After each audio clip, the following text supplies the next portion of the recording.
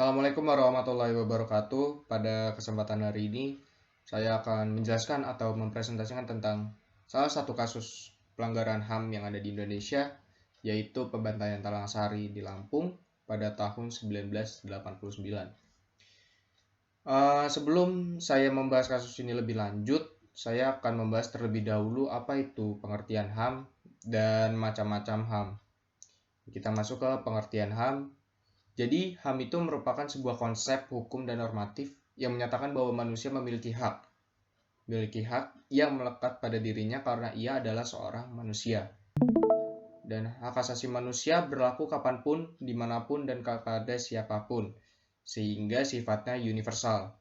Dan HAM pada prinsipnya tidak dapat dicabut. Jadi, memang HAM ini sudah melekat pada manusia sejak dia lahir sampai dia meninggal, dan HAM itu memang prinsipnya tidak dapat dicabut. Dan juga macam-macam HAM di sini. Ada macam-macam HAM, yaitu yang pertama ada hak asasi pribadi atau personal rights, yaitu hak asasi yang berhubungan dengan manusia. Sebagai contoh, hak untuk berpergian, hak untuk berpindah-pindah tempat, dan lain sebagainya. Lalu yang kedua ada hak asasi politik atau political rights, yaitu hak asasi yang berhubungan dengan kehidupan politik.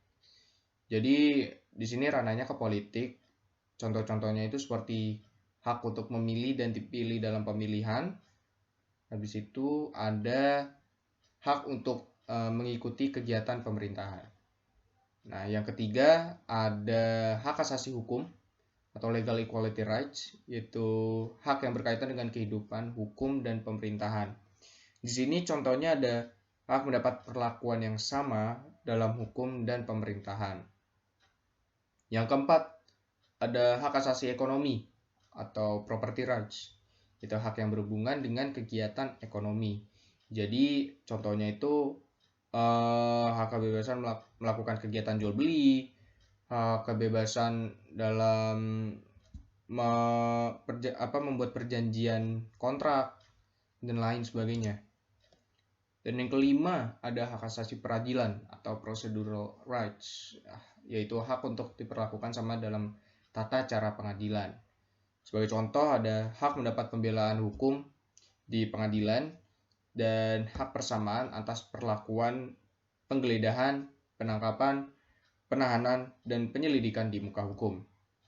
Dan yang terakhir yang keenam ada hak asasi sosial budaya atau social culture rights, yaitu hak yang berhubungan dengan kehidupan masyarakat. Sebagai contoh ada hak menentukan, memilih, dan juga mendapatkan pendidikan. Dan habis itu ada hak mendapatkan pengajaran. Nah, kita masuk ke latar belakang pelanggaran HAM. Di sini saya tidak memasukkan terlalu banyak latar belakang karena faktor terlalu banyak itu. Jadi saya hanya memasukkan 3. Yang pertama itu ada dikarenakan ketidaksamarataan atau ketidakadilan yang dilakukan antar manusia. Yang kedua itu ada pemahaman HAM yang belum merata, dan yang ketiga tidak ada rasa sepenanggungan. Lalu kita masuk ke kasus, yaitu pembantaian Talang Sari di Lampung pada tahun 1989. Jadi pada awalnya kasus ini dimulai dari sebuah kelompok pengajian yang disebut kelompok Warsidi yang diam-diam ingin mendirikan negara Islam Indonesia.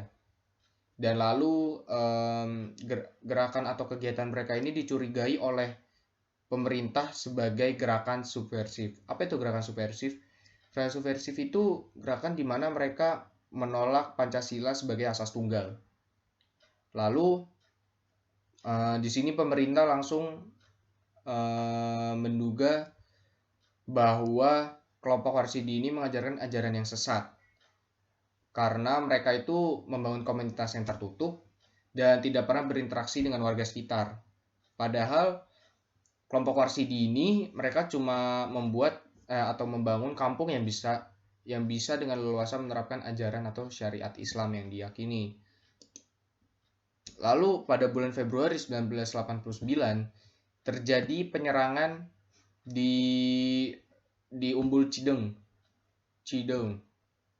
Dan penyerangan ini dipimpin oleh Kolonel Hendro Priyono dengan 143 pasukannya. Dan penyerangan ini menewaskan 246 pengikut Warsidi bersama Warsidi tersebut. Dan yang tersisa atau yang selamat hanya beberapa. Dan di sini ada juga diceritakan bahwa seorang korban dia sedang di pondok, dia sedang mengaji, lalu dia ini diancam disuruh keluar. Kalau tidak keluar dia akan dibakar. Maksudnya pondoknya itu dibakar dengan molotov. Nah, di situ dia keluar dan dia kabur. Dan dia melihat sendiri bahwa pondok-pondok itu tetap terbakar. Termasuk ada musola di situ, itu juga ikut terbakar. Kita masuk ke penyelesaian. Jadi di sini sampai sekarang itu kasus ini belum terselesaikan secara hukum. Namun secara HAM, Komnas HAM ini sudah menyatakan bahwa ini merupakan suatu pelanggaran HAM berat. Dan tetapi dari pihak korban juga mereka sudah memaafkan. Karena mereka mengikuti ajaran Rasulullah, mereka sudah memaafkan kejadian-kejadian di masa lampau. Dan mereka juga tidak ingin kasus ini diungkit-ungkit lagi. Karena mengingat juga mereka mempunyai bekas luka yang sangat dalam, mereka kehilangan keluarga, mereka kehilangan saudara-saudara dan lain sebagainya. Dan di sini korban-korban hanya meminta jangan diungkit lagi kasus ini.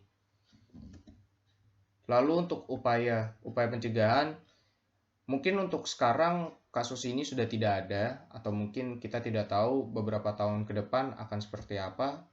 Tapi kalau misalkan ada kasus seperti ini, menurut saya itu kelompok-kelompok seperti ini tuh bisa diselesaikan secara baik-baik atau perundingan.